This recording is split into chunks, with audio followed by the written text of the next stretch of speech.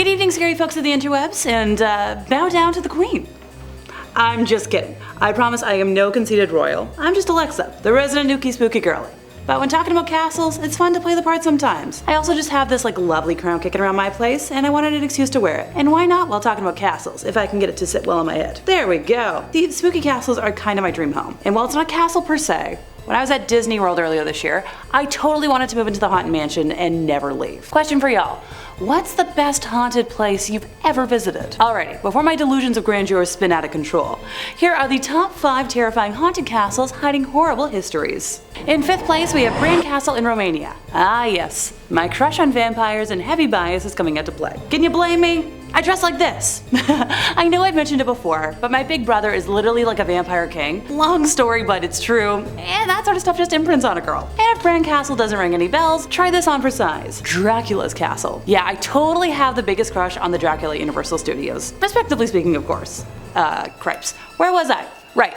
Bran Castle is linked to the historical character who inspired author Bram Stoker, that being Vlad III Dracula, otherwise known as Vlad the Impaler. He is often considered one of the most important rulers in Wallachian history and a national hero of Romania. Now, while he wasn't fond of draining life force like the legend he went on to inspire, his preference for impaling his enemies on stakes in the ground and leaving them to die earned him the name Vlad the Impaler. He inflicted this type of punishment on all enemies, but notably, as he retreated from a battle in 1462, he left a field filled with thousands of impaled victims as a deterrent to pursuing Ottoman forces. Now, some believe Bran Castle was one of the sites in which Vlad reigned terror on Transylvania. Nowadays, it serves as a museum, and other must-see spooky sites within its walls include a golden casket that holds the heart of Romania's Queen Marie. In 4th place, we have Chillingham Castle in England. So billed as Britain's most haunted castle, Chillingham Castle has a horrific history of prisoner-ridden dungeons and well-used, punishment chambers. Look, the interweb doesn't like me using the T word when talking about people, but punishment is the next best way to describe it. Its roll call of resident ghosties include the whimpering blue boy, the pantry's white lady, and the perpetually lonesome Lady Mary Berkeley.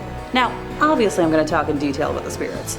Y'all know how much I love a good mystery lady, so I'll start with her. Why leave the best for last when I can choose instant gratification? In what is called the inner pantry, a frail figure in white is known to appear. So the silver was stored there once upon a time, and a footman was employed to sleep there and guard it, which, sounds like a pretty easy job for the most part. Historically, one night, when the footman had turned in to sleep, he was accosted by this lady in white, and she was very pale, and she begged him for water. And originally he thought it was one of the castle guests, so he turned to obey, before he remembered that he was, locked in and no visitor could possibly have entered. When he turned back to confront her, he found she had vanished. Now the same pale figure is seen to this day, and it is thought the longing for water suggests poisoning. Heck of a way to go, but let's move on to the blue boy, shall we? Also known as the radium boy, he's a phantom known to haunt the pink bedroom, my favorite color. His pitiful cries can be heard at the stroke of midnight, and he appears as an orb or a halo of blue light, often close to a passage leading to a tower. The glowing figure occasionally manifests itself as a little boy dressed in blue, ergo how the moniker came to be. This apparition has been linked to the bones of a little one found walled up in the castle, which were found during renovation work in the early 20th century. Remnants of moldering blue fabric were discovered along with the skeleton. Poor fellow. I hope he gets the chance to cross over someday. Well, we can't forget to mention the tragic Lady Mary Berkeley, who passed in 1719. She was the wife of Lord Grey of Wark and Chillingham, who abandoned her to run off with her sister, Henrietta, causing,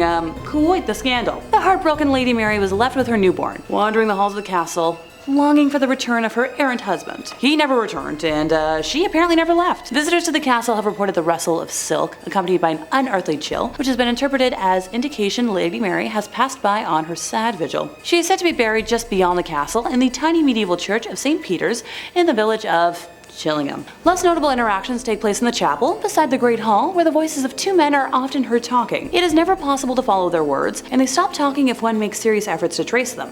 So, who wants to spend a night there? Fine, I'll call up my close friends and beg them. In 3rd place, we have the Voergaard Castle in Denmark. So in the northeastern Danish town of Dronninglund, Voergaard Castle is renowned for its dark past. The most famous tale tells the story of Ingeborg Skeel, who acquired the castle in 1578 and drowned its architect in the moat so that he could never design another building as beautiful as this one. Well then, that takes gatekeeping to a whole new level. Skeel was an enterprising and highly skilled businesswoman, and therefore despised by a large percentage of the local population. Ah yes, a woman in power scaring people.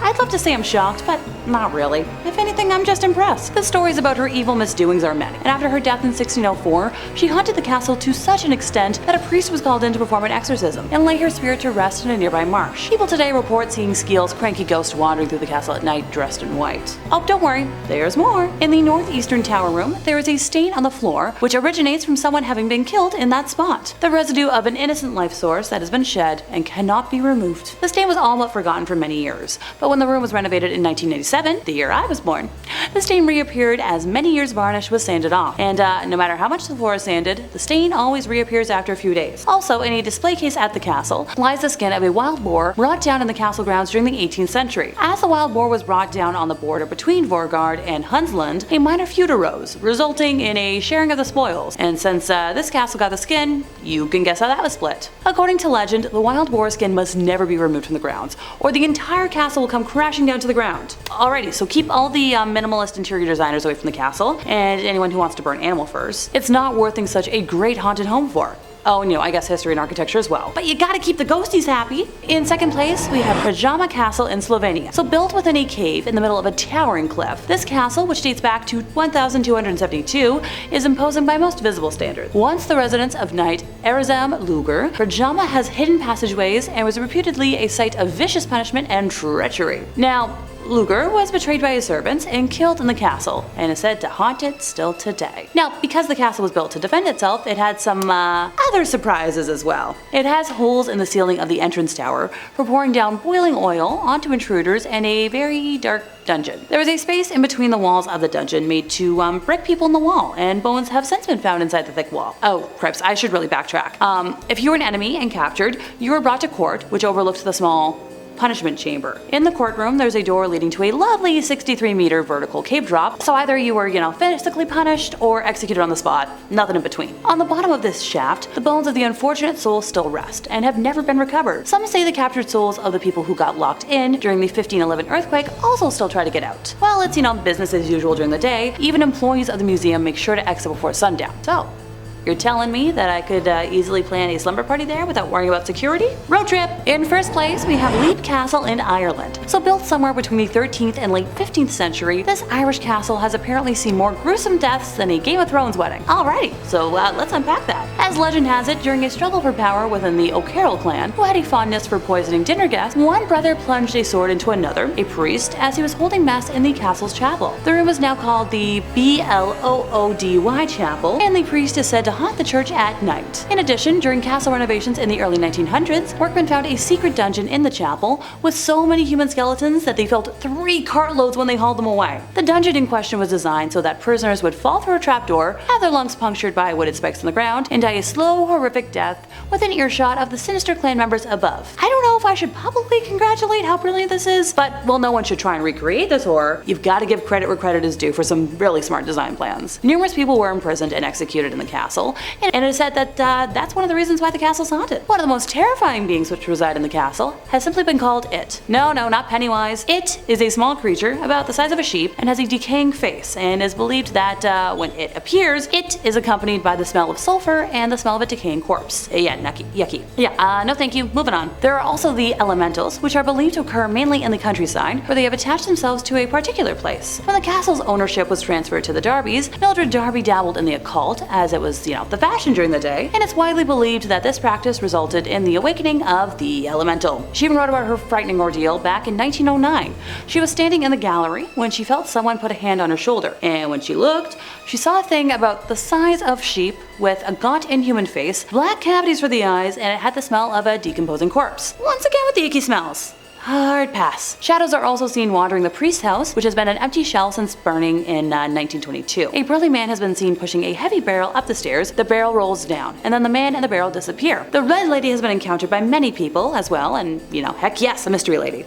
The story goes that the Red Lady is the ghost of a woman captured and sexually taken advantage of by the O'Carrolls, which resulted in pregnancy. The O'Carrolls killed the result of that, and in despair, this lady killed herself. The Red Lady has been seen carrying a dagger in her hand and raising it menacingly as if if, wanting to stab someone. And hey, sounds valid to me. 2 young ladies have been seen and heard playing in Leap Castle, and they go by the names of Emily and Charlotte. Now, Emily died at the age of when she fell from the battlements, and many people have seen her ghost falling from the castle and disappearing before hitting the ground. Well, I hope they're at least having fun together. I'm forgetting one last thing. Cripes. What is it?